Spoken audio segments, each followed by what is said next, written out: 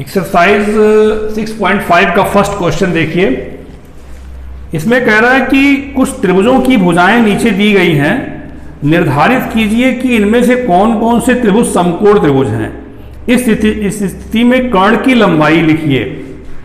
देखिए 4 विकल्प दिए हैं, विकल्प छांटना नहीं है आपको, बल्कि चारों में बताना है कि जो भुजाएं दी गई हैं तो उन भुजाओं में समकोण त्रिभुज बनता है कि नहीं बनता है।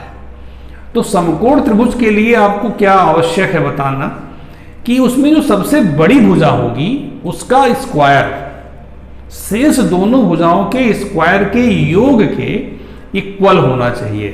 अगर ऐसा होता है इक्वल तो समकोण त्रिभुज उन भुजाओं से बनेगा, और जब समकोण त्रिभुज बनेगा तो कर्ण की लंबाई सबसे बड़ी भुजा ही हो जाएगी।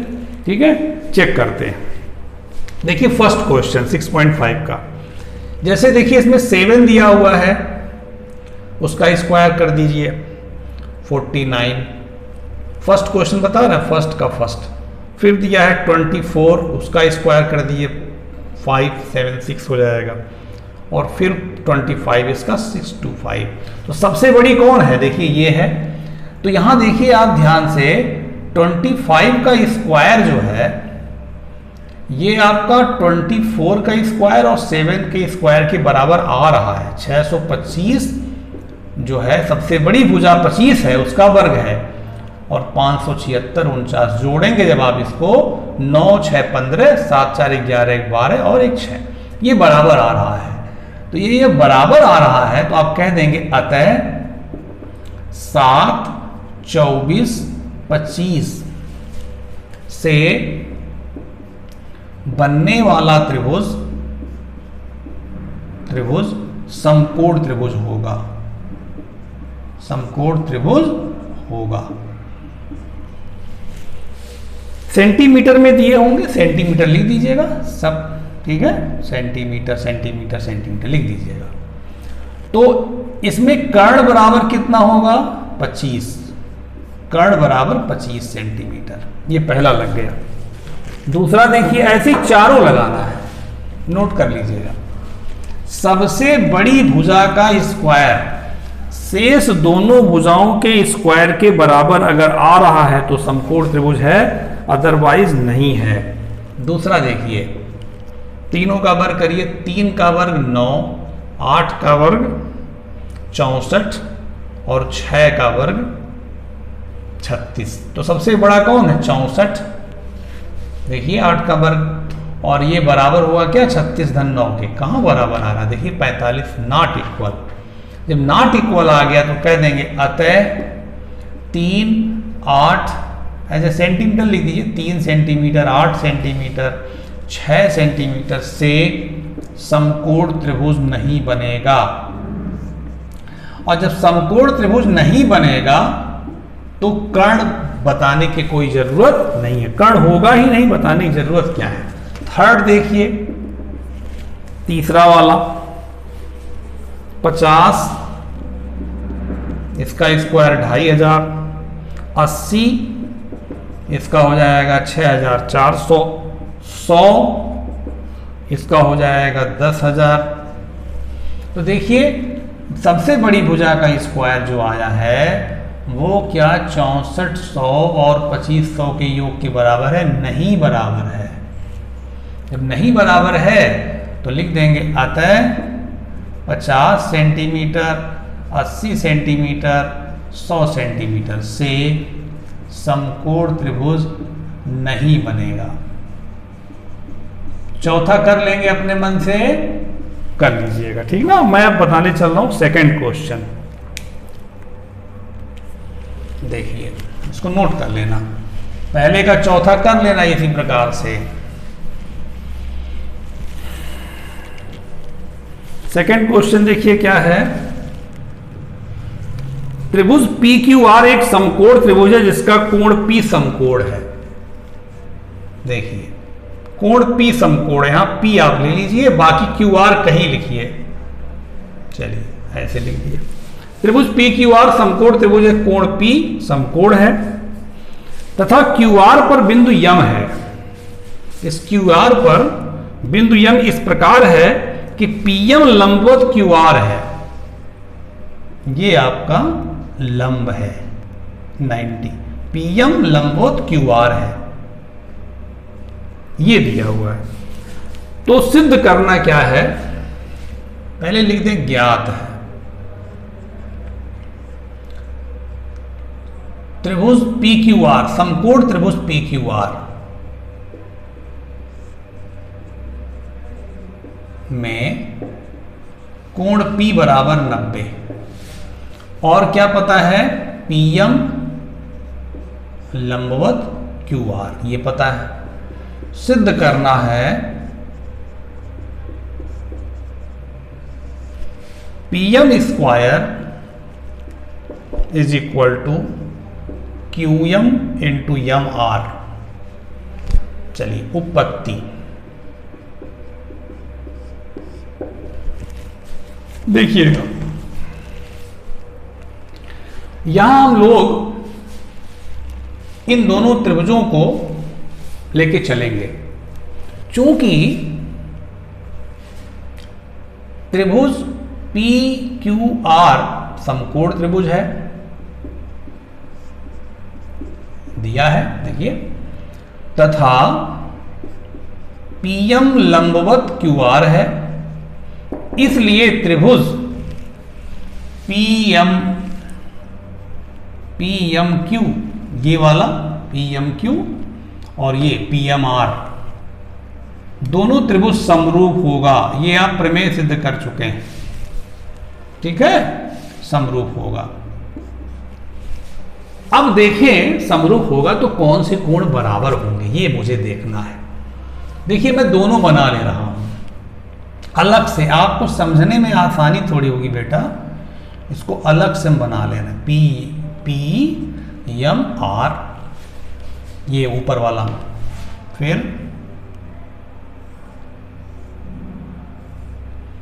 एम क्यू पी, ये 90 है, ध्यान दीजिएगा, ये 90 है, ठीक है। अब देखिए ये दोनों 90 है, देखिए ये भी 90 भी 90, यही है। अच्छा मान ले कोण ये आपका 1 है, ये 2 है, ये 3 है, ये 4 है, मान लीजिए थोड़ा सा। देखिए जब ये 90 है, ये 90 जब है ना, जब ये 90 है तो आपका कोण 1 धन 2 कोण 2 कितना होगा, कोण 1 धन 2 कोण 2 कितना होगा, 90 होगा ना।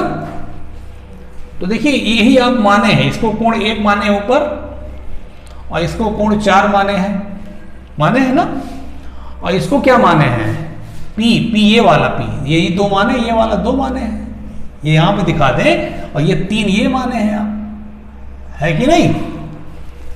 तो कोण 1 धन कोण 2 90 क्यों होगा, क्योंकि 90 ये अकेला है, त्रिभुज के तीनों कोणों का योग 180 होता है, 90 होगा। और उसके बाद देखिए कोण 1 धन कोण 4 कितना होगा, 90 होगा। क्यों, क्योंकि ये भी तो समकोण त्रिभुज है, तो ये अकेला 90 है पूरा, तो ये 1 धन 4 90 नहीं होगा। अच्छा तो ये कोण 1 कट गया, तो कोण 2 बराबर कोण 4 आ गया, ध्यान दीजिएगा, कोण 2 बराबर कोण 4 आया है, यहां से ये बराबर ये आया है। अब चलिए अब देखिए कोण 3 धन कोण 4 कितना होगा, 90। देखिए ये 90 अकेला है, तीनों कोणों का योग 180 होगा, तो 3 धन 4 बराबर 90 होगा। यहां से आइए, यहां से कोण 1 धन कोण 4 कितना होगा, 90। भाई ये पूरा समकोण त्रिभुज है, ये अकेला 90 है, तो 1 धन 4 90 होगा, और यहां ये देखिए 90 है, तो 3 धन 4 90 होगा, तो 4 4 कट गया, कोण 3 बराबर कोण 1, कोण 3 बराबर कोण 1। मतलब देखिए ये वाला कोण, ये कोण 2 बराबर कोण 4 ये हो चुका है यहां पर, और कोण 3 बराबर कोण 1 ये आ चुका है, और ये आपका 90-90 है। तो समरूप तो पहले ही आप बताए हैं, हम ये देख रहे हैं कौन कौन से कोण बराबर हैं। तो अब देखिएगा कोण 2 बराबर कोण 4 आया है, तो कोण 2 के सामने की भुजा आर्यम, आर्यम। तो अभी भुजा पे ना ले हम लोग, चले क्षेत्रफल पे काम करेंगे।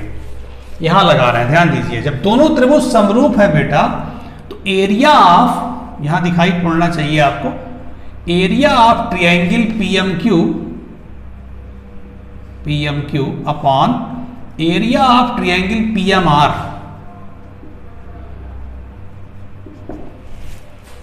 जब दोनों त्रिभुज समरूप हैं तो दोनों त्रिभुजों के क्षेत्रफलों का अनुपात इनके संगत भुजाओं के वर्गों के अनुपात के बराबर होगा।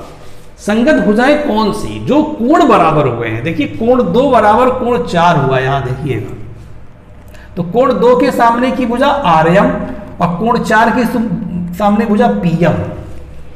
आर्यम बटा, नहीं तो जिसका हम त्रिभुज लिए उसका पहले देखिए, PMQ का हम पहले लिखे हैं ऊपर, तो PMQ का ऊपर लिखे हैं, तो PMQ में देखिएगा पहले कोण 4 के सामने की भुजा PM और कोण 2 के सामने भुजा आर्यम का वर्ग। ध्यान दीजिए क्या है, बहुत आसान है। चूंकि आप ये जानते थे कि समकोण त्रिभुज में कोई अगर समकोण वाले शीर्ष से लंब डाला जाए तो दोनों त्रिभुज समरूप होगा, तो ये हमने लिख दिया। समरूप जब होगा तो समरूप में हमने ये सोचा कि कोण देख ले कौन कौन से कोण बराबर है, तो ये 90-90 तो पहले से है। फिर हमने यहां से सिद्ध किया कोण 2 बराबर कोण 4 और कोण 1 बराबर कोण 3, यहां सिद्ध किए हैं। तो कोण 4 और कोण 2 बराबर, तो 4 के सामने की भुजा PM और 2 के सामने भुजा आर्यम का वर्ग, इनके क्षेत्रफलों का अनुपात। अब त्रिभुज PMQ का क्षेत्रफल क्या होगा देखिएगा, लंब गुणे आधार बटे 2। PMQ यहां है, ये लंब डाले हैं, लंब गुणे आधार, तो PM गुणे MQ। देखिए लंब, ये लंब है और आधार MQ हो जाएगा, जिस पर लंब पड़ता है वही आधार होता है, MQ बटा 2। और त्रिभुज PMR का, ये वाला PMR का लंब ये है PM बटे R गुणे आर्यम, PM गुणे आर्यम, लंब गुणे आधार बटा 2, ये आपका PM बटे आर्यम का वर्ग। ठीक है, अब देखिए इधर मैं कर रहा हूं, इधर से समझ लीजिएगा, बार बार इसको समझिएगा, बहुत आसान है लेकिन थोड़ा तार्किक है। अब देखिए ये 2-2 कट गया, 2-2 कैंसिल, PM कैंसिल, तो ये क्या आ गया MQ बटा आर्यम, और इधर PM वर्ग माने PM वर्ग ऐसे कर दीजिए, और आर्यम वर्ग माने आर्यम गुणे आर्यम। ये इसलिए 2 बार लिखे काटने के लिए। ठीक है, तो क्या बचा MQ बटा 1 बराबर PM स्क्वायर बटा आर्यम। तेरे गुणा करिए, इसका गुणा इसमें PM स्क्वायर हो जाएगा, इसका फिर ये करिए QM, MQ को QM भी लिख सकते हो, कोई दिक्कत नहीं, QM गुणे MR लिख दो, क्योंकि M को लिखा हुआ है ऐसे ना, सिद्ध कर लेंगे, सिद्ध हो गया, प्रूव्ड। ठीक है, तो ये आपका क्वेश्चन हो गया। तो अब देखिए इसके बाद मैं बता रहा हूं, नोट कर लीजिएगा बेटा ना। तीसरा, थर्ड क्वेश्चन देखिए,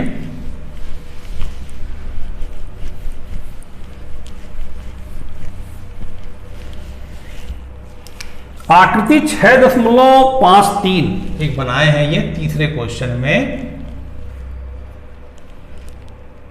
DAB और ये लंब डाले हैं C। समकोण त्रिभुज ABC है, इसका कोण A समकोण है, चलिए ठीक है, और AC लंबवत BD है, ये भी ठीक है।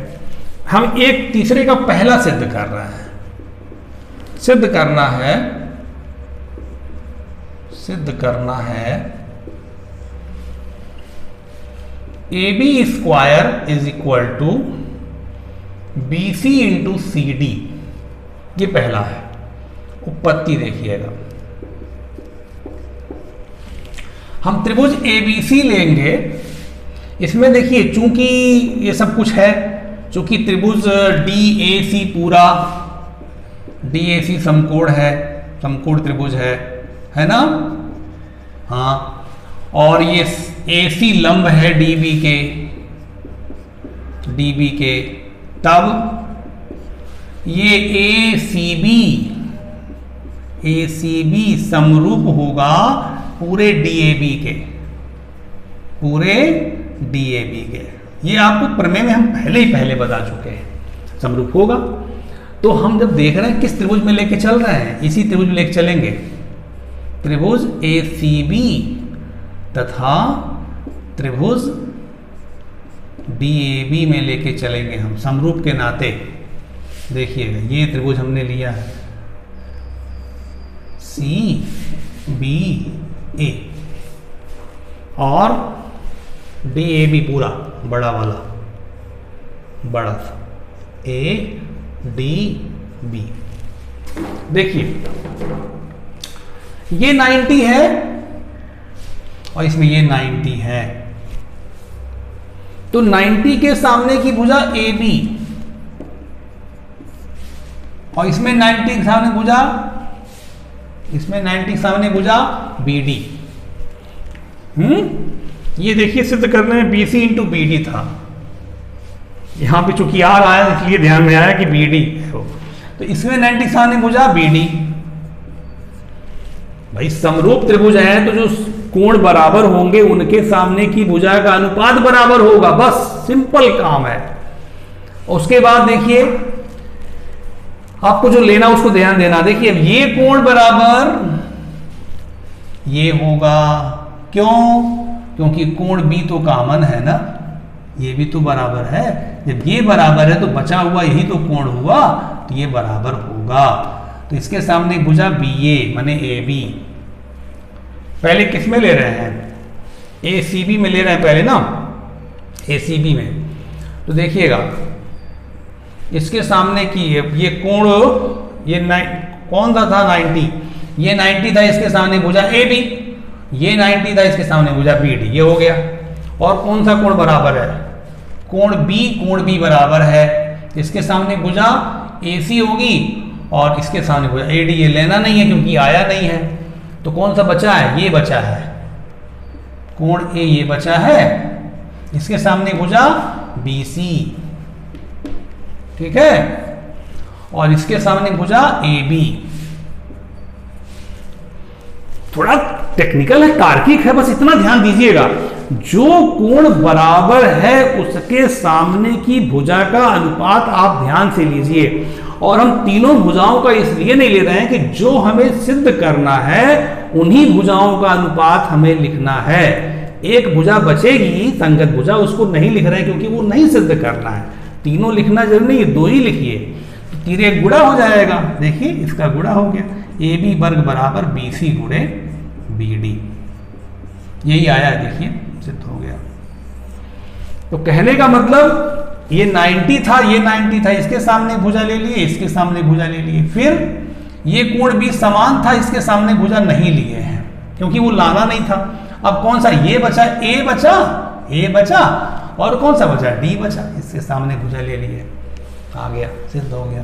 तो आप इतना ध्यान रखिए, बार बार मैं बता रहा हूं कि 2 समरूप त्रिभुजों में बराबर कोण के सामने की भुजा का अनुपात लिया जाता है, सिद्ध हो गया। अब आपको सेकंड और थर्ड पार्ट कायदे से, जल्दीबाजी में नहीं, अच्छे से नेक्स्ट वीडियो में बताएंगे। सेकंड पार्ट, थर्ड पार्ट और आगे के क्वेश्चन बताएंगे, ठीक ना। और फेयर कॉपी भी अच्छे से लगाइएगा ढंग से, तभी आपको समझ में आएगा, अच्छा लगेगा। फिर मिलते हैं नेक्स्ट वीडियो में। ओके बेटा।